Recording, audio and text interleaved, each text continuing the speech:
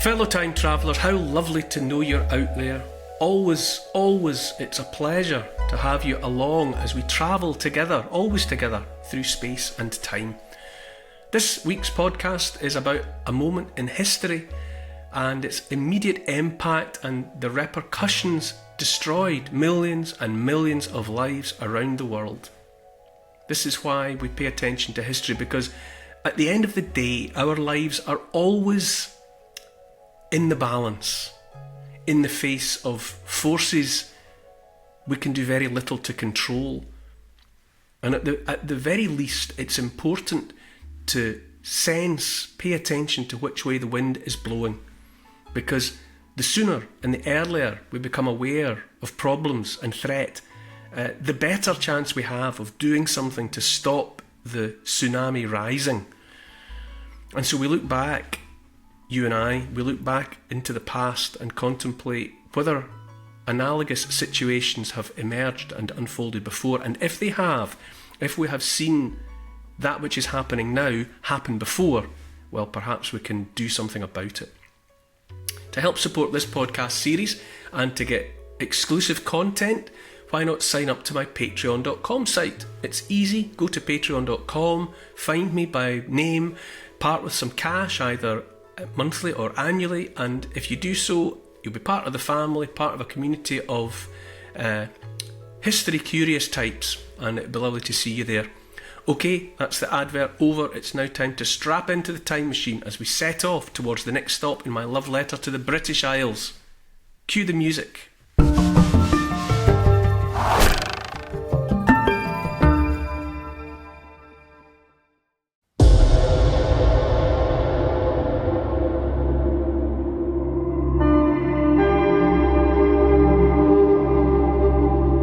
I think about the Great War, the First World War, in the way that I do because both of my grandfathers were caught up in it. My dad's dad fought in France. He was wounded. We're not even sure how many times he was wounded, but at least twice.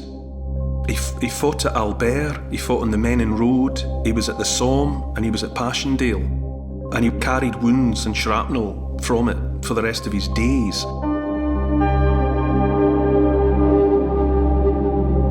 In this episode, we're travelling to an island washed in heaven's tears. Ancient jagged crags and a rare breathtaking beauty. All of Britain was devastated by the First World War, but it can be argued that it hit the Scottish Highlands hardest of all parts of the British archipelago. It's a conflict of such magnitude that its sorrow and suffering are almost, and quite rightly, impossible for us to comprehend. Billions of bullets, millions of dead men. But a snapshot of the sorrow is there to be seen and felt in this one small town, and for me, it brings World War I's horror into sharp relief. I'm stepping out across Britain to discover 100 remarkable places that have shaped you, me, and the whole world. I'm Neil Oliver, and this is my love letter to the British Isles.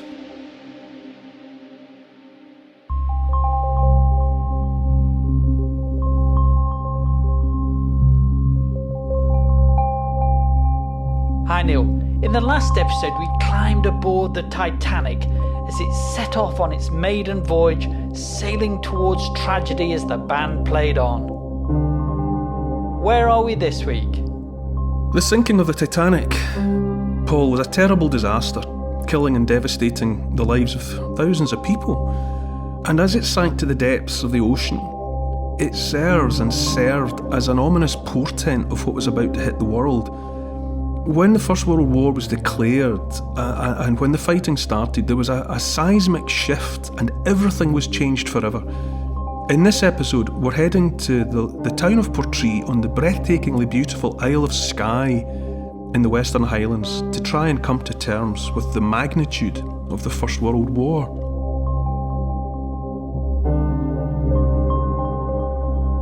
This week, Paul, we're in Somerled Square, which is the town square in the town of Portree on the Isle of Skye, part of the Highlands and Islands of Scotland. And I will say up front that this place, this story, is more moving and affecting to me than any other. Not just in the 100 places, not just in the terms of the love letter. It's about the First World War, and the First World War affects me like nothing else. And for me, the story that I'm about to relate from Portree makes me understand the impact of the First World War like no other place and no other story does. So this one's closer to my heart than any other. Portree, it's spelt Portree, but it's from Gaelic. You know, Gaelic was the language of the Highlands for thousands of years. And it's port, as in port, somewhere you bring in a ship, a port. And Righ, R-I-G-H, which is king. So Portree is the king's port.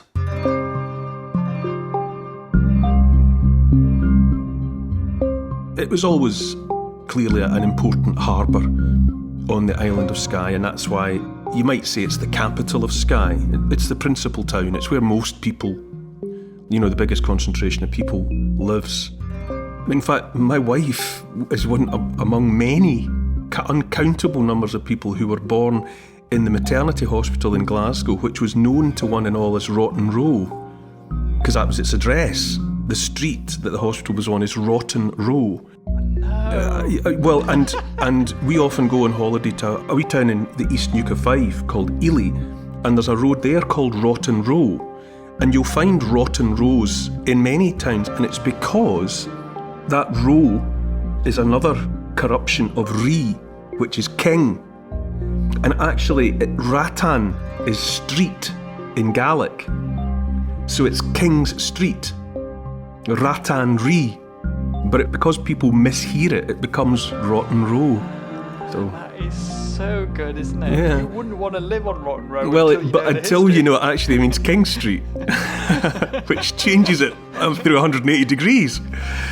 So there you go. So Portree, we're in Portree. Many people, if you've visited Skye, you've probably went to Portree to get lunch or a cup of tea or fill up your car with petrol. It's the main place on the island. Skye it's a legendary destination in Scotland. I think many people, if they've never been to the Highlands of Scotland, in their mind's eye, the pictures that they conjure up, they're probably thinking about Skye, whether they know it or not.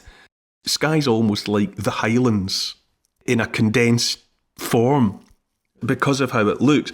And everyone, I'm sure, has heard of Over the Sea to Skye and its allusions to Bonnie Prince Charlie and Flora MacDonald. It's so part of the legend and the myth, as well as the bona fide history of Scotland.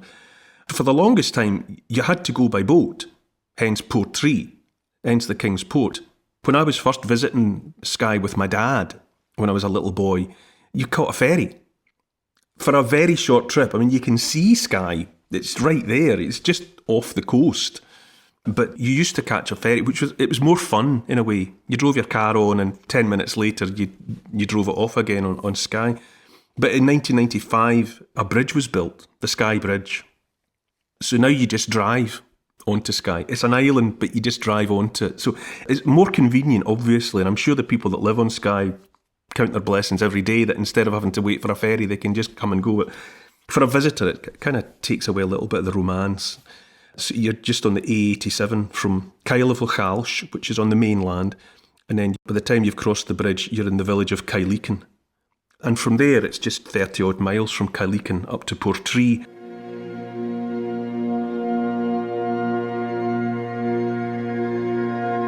When I think about it, I'm sure other people have other opinions, but when I think about Skye, I think about rain.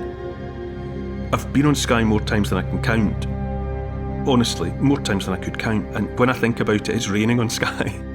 You get a lot of rain up there. And so there can be an air of gloom, sadness about Skye. And quite often, the cloud is low. So there's like a grey lid on the place. It looks beautiful. I mean, it still looks good. It suits the weather. But there can be an atmosphere on Skye of sadness. And of course, the grey clouds, they often bring rain. And it's so often raining. But then, having said that, and to some extent, it even intensifies the impact of when the weather clears. When the sky is blue above Skye, all of a sudden. It's like someone has opened the sunroof or turned a light on. And Skye is transformed into a place of ethereal majesty and beauty. It's just absolutely stunning. Sometimes I feel when the sun comes out on Skye, there's even a sense of being at altitude. It's almost as if the air's got thinner. You feel lifted up, elevated, almost literally. You love it, don't you? I do. It's one of the landscapes of Scotland that's so overwhelming. In sunshine or in shadow, Skye's a personality as much as a place. It's a person. You kind of go and visit Skye, and sometimes it's in an upbeat mood and the sun's out, and sometimes not. It's got a power. So, because of how often I've been there in the rain with my hood up, or driving in my car with my windscreen wipers on, I think about, if you like, heaven's tears. It seems to be a place washed in heaven's tears. And in the context of the First World War, and it's because of the impact of the First World War on Skye, on Portree, that the place moves me and in the way that it does. It's worth knowing that of all the places, of all the sort of regions or districts of the British archipelago, the Scottish Highlands were the worst hit by the First World War in terms of casualties and deaths. Now, obviously, there are far fewer people up there. It's sparsely populated, obviously, compared to the southeast of England or whatever. But per head of population, places lost or had a casualty rate of 1 in 10. In Skye, in the Highlands, it gets to like 1 in 6 of the people that went from the Highlands. The toll was severe. And so, although in overall number terms, it's small numbers, the impact of losing that proportion of young men or having them damaged beyond repair, as I say, the Highlands, Skye included, were hurt worst of all the places in Britain.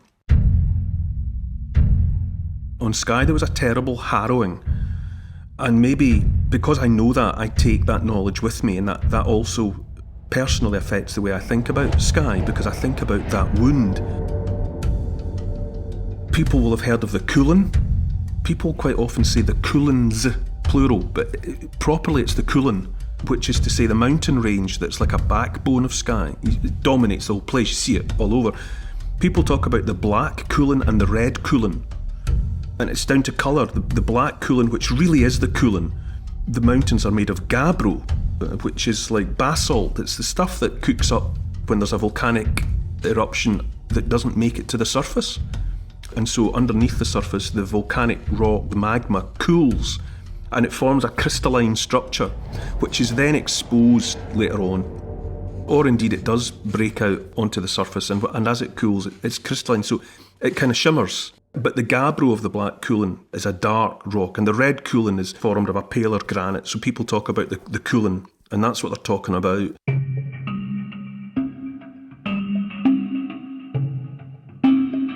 The mountains that are there, all over the Highlands up there and on the west coast, and certainly on Skye, are just the stumps, the jagged broken teeth left behind from a mountain range that once upon a time was far greater than the Himalaya. But they're older, and they've been ground down by erosion and all the rest of it. But once upon a time, those mountains, when they were freshly cast, were bigger than the Himalaya.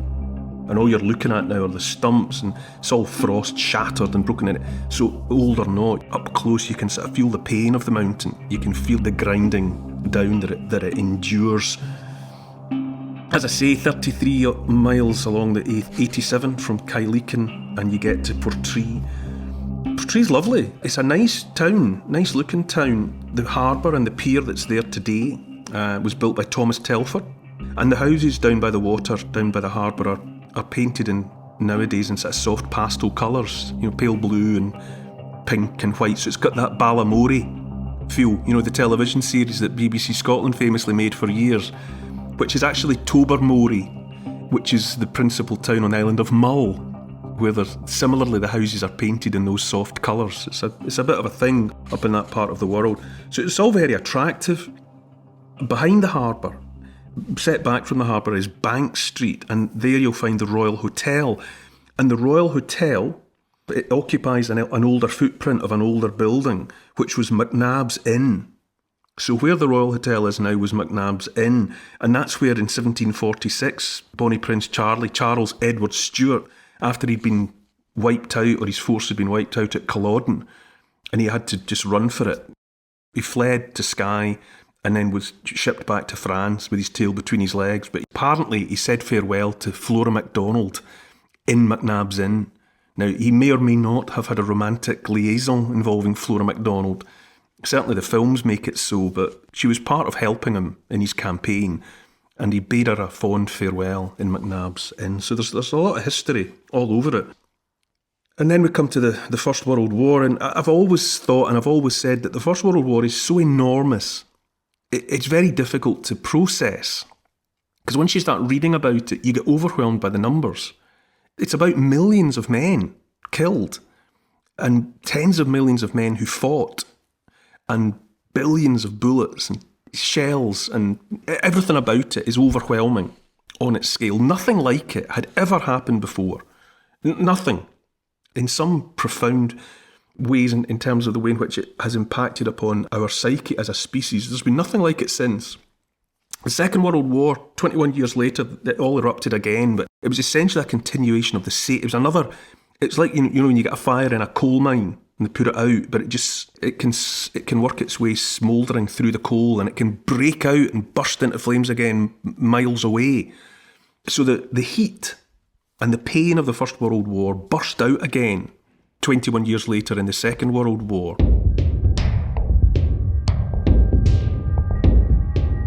And we're not beyond the war. Some people have called the First World War and the Second World together a second 30 Years' War. And we're not beyond it. The wounds that were inflicted then are still felt now. And see, trouble across Europe and even further afield, there are consequences of what was done between 1914 and 1918. Ties and loyalties that were formed then, animosities that were created then, are still there. And, you know, and sometimes countries in Europe, they flinch as though they're being stabbed by the pain of a phantom limb lost a long time ago, but they wake up, you know, with a pain in it. The First World War is with us, but because it's so massive, it can be hard to get any sense of it. The last of the veterans are gone, long gone, so we've lost all of the witnesses that could give lived testimony. So it becomes harder to make sense of it. And if you go, I mean, I've visited the battlefields of France and Belgium several times, and they're overwhelming. You go to the cemeteries, and it's just serried ranks of white stones and crosses. They were carefully laid out, and they're beautifully looked after by the War Graves Commission. But they give a sense of order that's really just a veneer on the chaos underneath. You know, the bodies were buried just higgledy-piggledy, mass graves during the breaks in the fighting, and only later did they lay out these gravestones where they could. The soldiers weren't buried like that in the main. They were just put under the ground, and then these gravestones were laid on top to provide a veneer of order. But you just look at it, it's just great oceans of white stone, and you think, God, every one of these represents a man. And the big charnel houses like Arras and Ypres and the Somme and Passchendaele, you can't take it in. But we need to take it in, because in order to understand who we are, this love letter to the British Isles, it's about loving the place like you love a person. And anyone that you fall in love with properly, it's partly the dark as well as the light. When you know someone properly, bad things have happened to everyone. Everyone's had their bad days, their traumas and all the rest of it. And part of knowing and loving someone properly is knowing all about that. And so in the case of loving the British Isles, you have to contemplate and try and comprehend what the First World War meant and still means.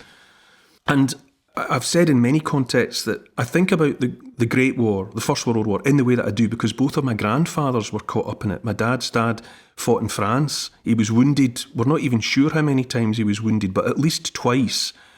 He fought at Albert. He fought on the Menin Road. He was at the Somme, and he was at Passchendaele. He carried wounds and shrapnel from it for the rest of his days. My mum's dad, who died long before I was born, but he lied about his age and joined the Royal Marines when he was 16 or 17. Like many boys desperate to be part of the adventure. He was in Gallipoli and he was shot by friendly fire. A British bullet. He was shot by mistake by one of his own. And the bullet passed right through his body, through his right arm, through his body and lodged in his left arm. He survived though. He was invalided out and back home in Renfrew in Scotland before he was out of his teens. Never fought again, and it compromised his life. He was younger than me when he died, and it was attributed to damage that he sustained. A bullet passing right through your body. It does all manner of harm. And because I knew that they were both there, and that if their wounds had been any worse than they were, you and I wouldn't be having this conversation. It brought me face to face with my own mortality, and to live at all is miracle enough, as Mervyn Peake said. And that it's the First World War that makes me think of that. I think if that bullet had taken a slightly different path, or if the shell, the things that hurt my grandpa, my dad's dad, if they'd been any closer to him, he wouldn't have had the chance to make my dad, and so my dad wouldn't have made me. So I'm profoundly affected by the First World War, and it has been described, the war, as a set of iron railings that separate everything that had happened before from everything that's happened since. And the analogy of railings is perfect, because like railings, we can see the world of the past, but we can't touch it, we can't get back. And the First World War came out of an Edwardian world of women in crinoline dresses, horse-drawn, men in straw boaters. We can see it, we can even smell it, but we can't go back. It was a line drawn, and the Edwardian generation that marched away to the First World War, they had no way of knowing what was going to happen.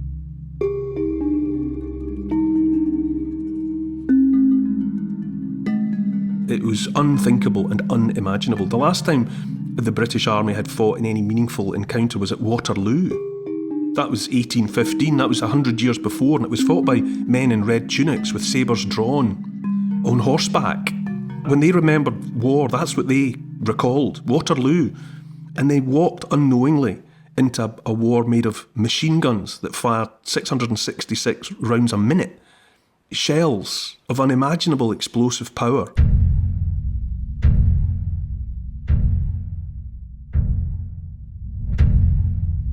And the mechanisation of war meant that all of this stuff was coming at them like a glacier.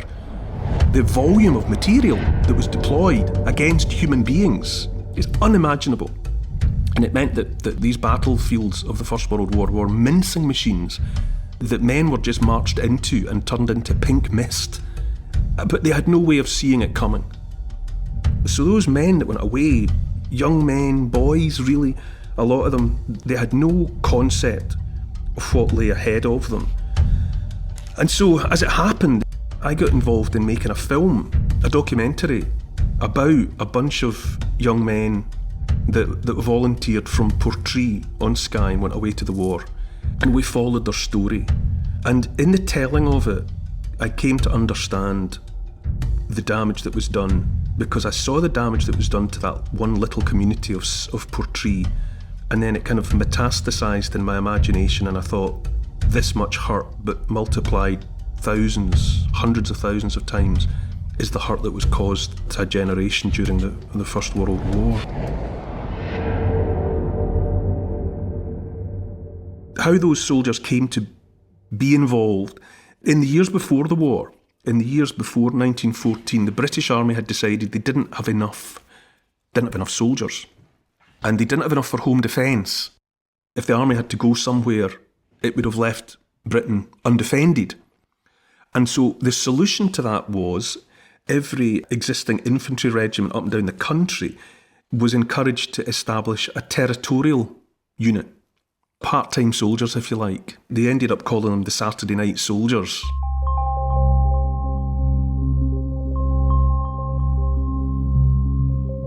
The intention was that they would be trained, they would be put through the routines of drill on a regular basis, and if the standing army had to go and get involved in a conflict somewhere, they would step up, a home guard.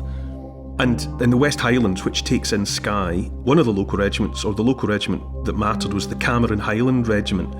And they were legendary by then. They had this swashbuckling reputation. They'd been involved all over the place. And so they raised their battalion of territorials. Now you have to imagine, or you have to think or know that in Skye, in the late 19th century, early 20th century, most of the population lived in grinding poverty that we can barely conceive of. A hand-to-mouth subsistence farming existence. Hard, poor, hungry. And so for a lot of young guys, men full stop, joining the territorials was a good idea because you got fed and paid. And every year there was a 2-week training break. It was almost as good as a holiday for these guys. So joining the territorials was popular. You know, the uptake was pretty good. It gave people clothes and something else to do apart from the humdrum of their lives, and they got a 2-week holiday effectively out of it, and they got fed while they were training.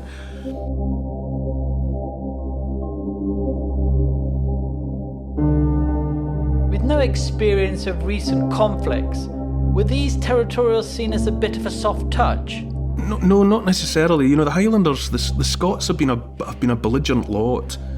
The clans fought one another like cats and dogs. They all had clan history. There had been the Jacobite rebellions, you know, in relatively recent times that they'd all been caught up in. So they were a fighting lot.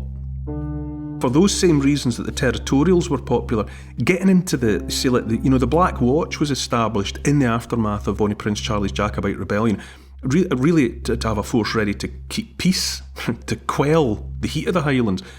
They were popular, these regiments, because it gave young men something else to do. You know, what chances, what opportunities did young men born in the Highlands have, really, beyond farming? Nothing, really. And lives of poverty in the main. But if you could get into the regiment, you get away. Could have an adventurous life. You got 3 square meals a day. It was a great thing. So there was a well-established tradition of young men in the Highlands joining up for all of those very practical reasons, just to get out, get away, get fed, get a uniform to wear instead of your tattered clothes. So it was successful. Now, Portree in 1914 had a population of fewer than 1,000 people, so 900 and odd people there. But 100 or so men joined up from Portree and the surrounding area. They joined the territorial regiment of the Cameron Highland Regiment. And 28 of them were neighbours of one another in Portree itself. So they all knew each other. They all had a variety of occupations. And I think it's worth hearing their names because, you know, they've been dead a long time, and I think the least we can do for them is remember their names. So the group was led by Captain Ronald MacDonald. Yes, the same name of the mascot of the MacDonald takeaway dynasty. But Ronald MacDonald would not have been an unusual name in that part of the world at that time, certainly. He was a graduate of Glasgow Uni, and he was also the local lawyer. He was the guy you went to for conveyancing or getting your will drawn up or whatever other slight, you know, legal requirements people would have. His second in command was a 45-year-old war veteran, Sergeant Major Willie Ross. Big swell of a chap. He'd been a champion at the Highland Games, caber tossing and all that. You can picture him, big, bull-chested, big guy, ex-soldier. He knew what he was doing. But all the rest were just young men and, frankly, boys. William MacDonald, he was 24. He worked as a clerk in the local estate office. And then from Mill Road, just a little bit away, was Sergeant Donald MacLeod, and he worked in Ronald MacDonald's law firm. There was, not too far away, coming out of back Wentworth Street. Now, I walked around these streets. The houses are still there. The front doors those men walked away from are still there. They're all close together. So back Wentworth Street was the home of John Grant. He was 22 and he was a stable boy. He's still living with his mum. John Nicholson was 24. He was a fisherman, so he went out on the boats. He was from Bayfield. Then Charles Sinclair, 21. He was from a house right down on the harbour, and he worked for McBrain's, Caledonian McBrain, the ferry company that still operates. And he was a formidable sailor, and they said about him that he could find his way at night over the sea just looking at the stars. Celestial navigation. William Turnbull was 29, he was a plasterer from Bosville Terrace. And then there was another house down on the harbour, and it was home to a stonemason. And the stonemason's son was John McFarlane. And like my mum's dad, he was underage when he joined up. And they just let him, they knew, but they let him come because it was an adventure. They weren't worrying in the way that you or I might worry about sending our sons away to the First World War. So off he went, and down they went. They marched down one day, down to the harbour, and they got aboard a ship, and off they went. And they trained in Bedford.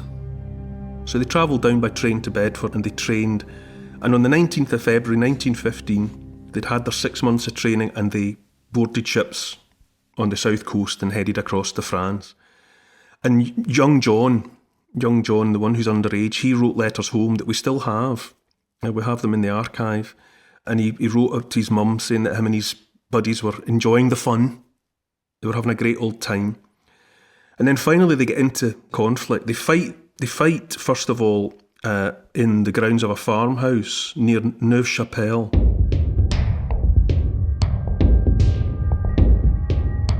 And then on the night of the 17th of May 1915, they found themselves at night, or as darkness was falling, in fields by the village of Festubert.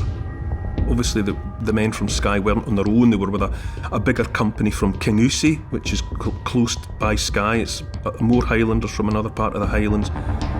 And then 2 more companies from Bedford itself.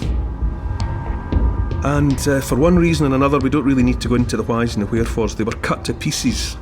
They tried to attack a strongly held position and it was defended by Bavarian reservists and, crucially, a German Jaeger battalion, professional soldiers. And they had machine guns in position, and the men of Festubert and the rest, they advanced onto this position and they just got cut down. All of which meant that soon after, 13 telegrams arrived on doorsteps in Portree on the same morning. 13. Now remember, there's only 900 and odd folk live in Portree. The 13 homes, those same homes, received these telegrams. Dead was William MacDonald, Donald MacLeod, William Turnbull, Company Sergeant Major Willie Ross, John Grant, John Nicholson, and John McFarlane, the underage letter writer, and Charles Sinclair, the celestial navigator, all dead. Ronald MacDonald, their captain, he had been shot through the throat at Neuve-Chapelle, and although that didn't kill him, he was dead by the following year while still in France. The infection got him and he died. Of the 28 Portree neighbours, those men who'd come away from those houses, 10 died that night in Festubert, and only 8 of the 28 would survive the war.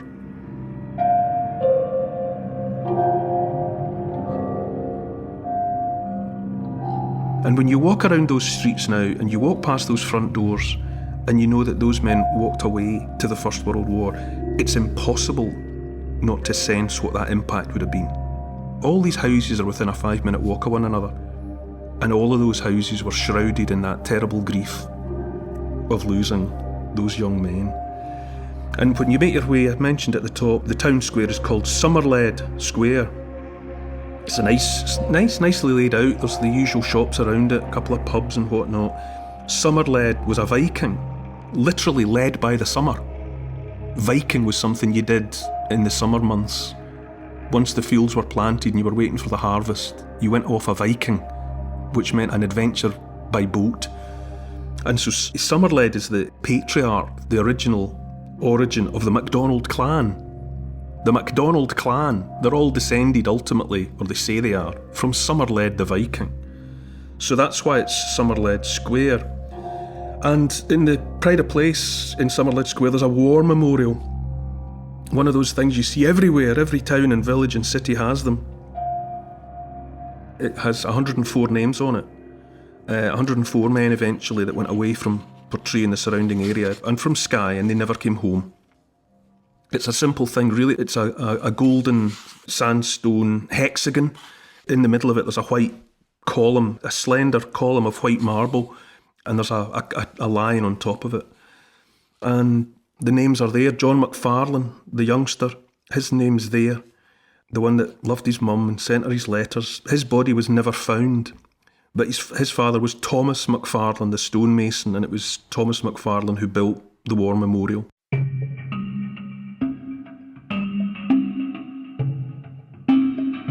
It is British Army policy, British government policy to leave the bodies where they fell.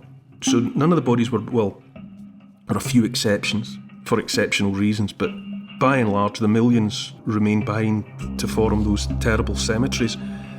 And it meant that people had nowhere to go. They had no grave to visit, and people need graves. It's important to people to have somewhere to go. And so what happened was they raised war memorials all over the place. There are 36,000 war memorials that we know about. It's the biggest public art installation in British history. And none of them were paid for by the government. It was local communities who raised the money in each case. Was it? Yeah, it was communities who had lost their fathers and their sons and their brothers and their husbands. It was them that raised the money, and they consulted with artists and they commissioned work. And they had those, all 36,000 of them, were each uniquely and individually thought up, commissioned and paid for by local communities who wanted somewhere to remember their loss. Nothing else like it had ever happened before, and frankly nothing else like it has ever happened since. But it mattered to people to have these memorials so that the names of the dead would be remembered even if they couldn't have their bodies. There's a funeral oration recorded by the Greek historian Thucydides. He records the funeral oration for a character called Pericles, and it has within it, "For heroes have the whole earth for their tomb, and in lands far from their own, where the column with its epitaph declares it, there is enshrined in every breast a record unwritten, with no other tablet to preserve it except that of the heart." And so it is. You go to somewhere like Somerled Square in Portree and you look at the names, and then you can walk the streets of Portree and you can walk past these addresses and you can see how close together these men lived and that their lives were entwined, and they were entwined as part of the fabric, part of the tapestry of their communities. And when they went away to the war and were killed, you know, in their case cut down by the guns of Festubert, it tore holes in the fabric of society. It tore holes in the fabric of reality. It tore holes in the fabric of time that will never be closed. And when you go to somewhere like Portree and it becomes intimate, there, like nowhere else, I felt I came closest to understanding the Great War.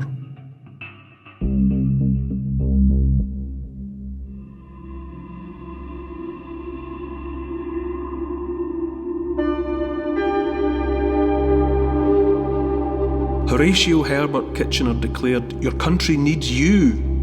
The call for volunteers to raise a new army. 5 strong brothers who worked together on the local manor estate answered the call, and their Great War began. 5 brothers from the Souls family were all lost. Next time in my love letter to the British Isles.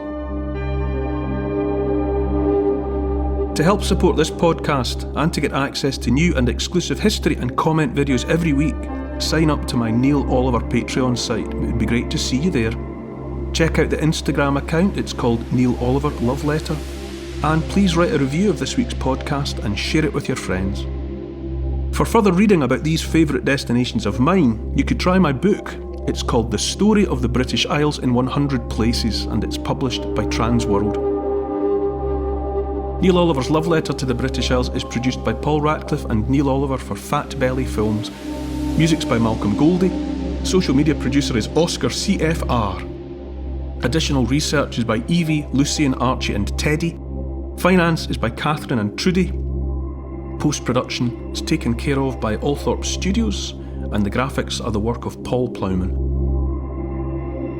And special thanks to the people across history who have made and who continue to make these isles such an incredible place. This has been an FBF Podcasts production.